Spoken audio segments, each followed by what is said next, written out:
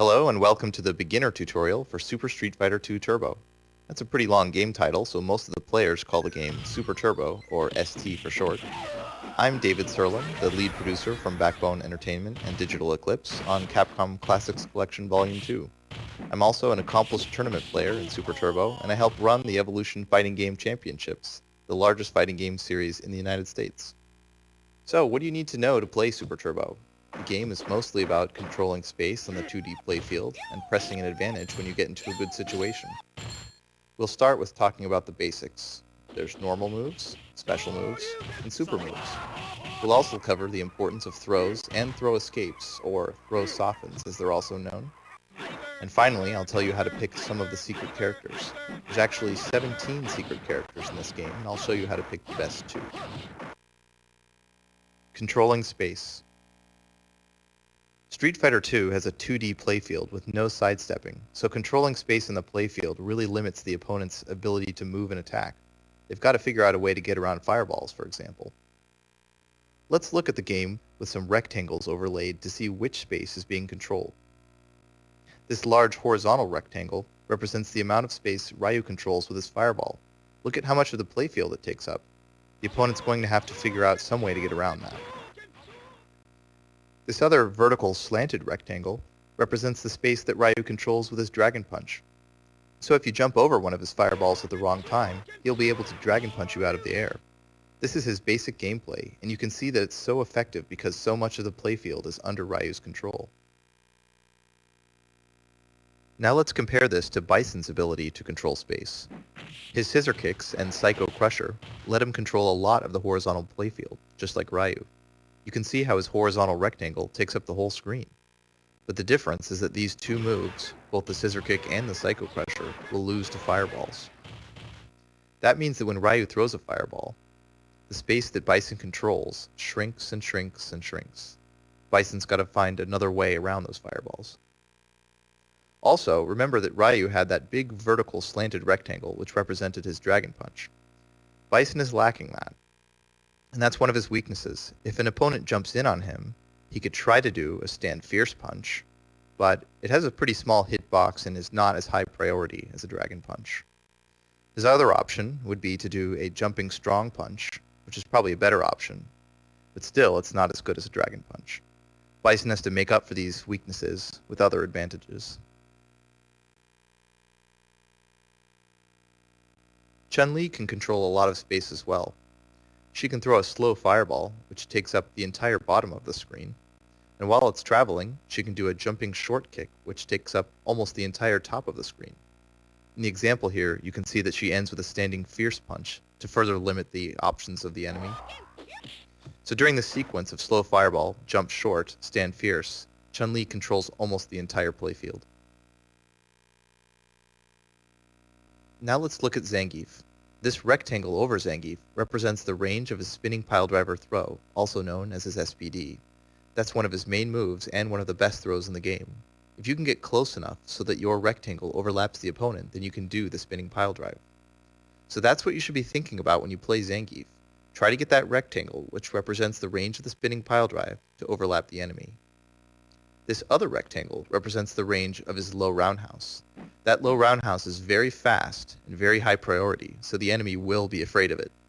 If you can get close enough to threaten with that low roundhouse, which isn't very hard, then they're probably going to be afraid and block. And you can use that moment when they're just a little bit afraid and blocking, to inch forward so you can get the pile drive. Now let's look at Vega. Vega's attacks are pretty long range because he has a claw. You can see that his rectangles extend almost half the screen even with his normal moves. But he can really control space when he starts going off the wall. He can either go off the back wall first or the opposite wall first. And either way he can advance while avoiding ground attacks, and he can really control space. Move types. Just so we get the terminology straight, let's go over the different types of moves in Street Fighter. There's normal moves, special moves, super moves, and throws and holds. To perform a normal move, just press any of the 6 buttons: jab, strong, fierce, short, forward, or roundhouse. You can also jump or crouch and hit a button to get a different jumping or crouching normal move. Special moves require a combination of joystick movement and button press, such as Ryu's Fireball. To throw a fireball, move the joystick in a quarter circle motion, going from down to down forward to forward, and then press a punch button. Dalsim can also throw a fireball using that exact same command, but he's got a different move, the Yoga Flame, with a slightly different command. That's a half circle towards plus punch. So you move the joystick back, down, down forward, forward, and then press a punch button.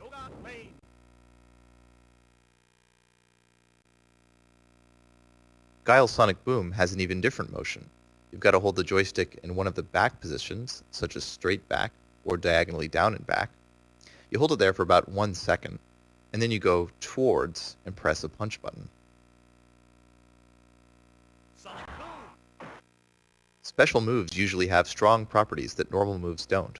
For example, Dragon Punches, Honda's Headbutt, and Balrog's Buffalo Headbutt are all invulnerable when they start. Projectiles like Ken and Ryu's Fireballs, Guile's Sonic Boom, or Sagat's Tiger Shots aren't invulnerable, but they do control a lot of space.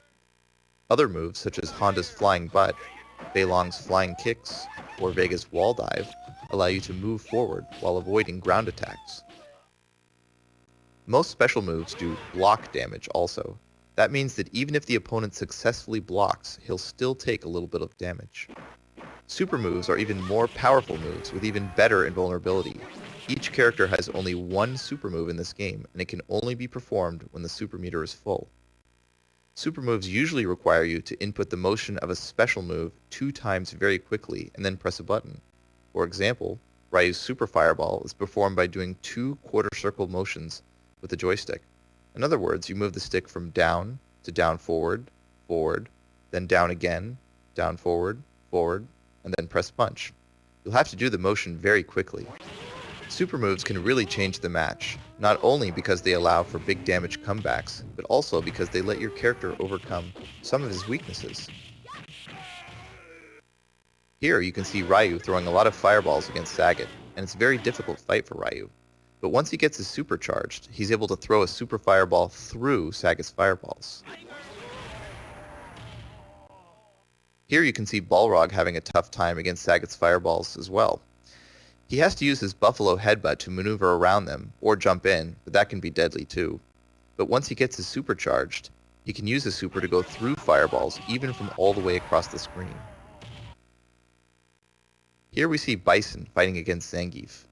Bison doesn't have any invulnerable moves except for a super, so if Zangief uses his Jump Fierce Splash over and over against Bison in the corner, it can actually be pretty difficult to get out of. If Bison has his super charged, he can use it to hit the splash. It won't do much damage, but it is the high priority move he needs to get out of the situation. Throws. To throw the opponent, hold the joystick towards or away and then press Fierce Punch. Some characters can also throw with the strong, forward, or roundhouse buttons. Let's get this straight, throws are really good in ST. They have pretty good range, they do good damage, and they can be very hard to avoid sometimes, even when you know they're coming. The good news is that you can soften a throw to reduce the damage you would take by half. To soften a throw, you must execute your own throw within 13 frames of you getting thrown. That means that within 13/60ths of a second after you get thrown, you must hold left or right on the joystick or D-pad, and then press strong, fierce, forward, or roundhouse. There's a couple of things you can't soften. You can't soften the damage from special throws, such as Zangief's Pile Drive or T-Hawk's Cyclone, or Vega's off-the-wall throw. You also cannot soften holds, such as Dulcim's Noogie or Blanca's Bite. You can wiggle the joystick and press the buttons rapidly to get out of these holds quicker, though. Before I move on, I just want to emphasize again that throws are a very big part of this game, because they can be so hard to get out of. Let's look at these really dangerous examples. Here you can see Zangief doing stand short into his spinning pile drive. And here you can see Balrog doing his headbutt over and over to Bison. These are both very difficult situations to get out of.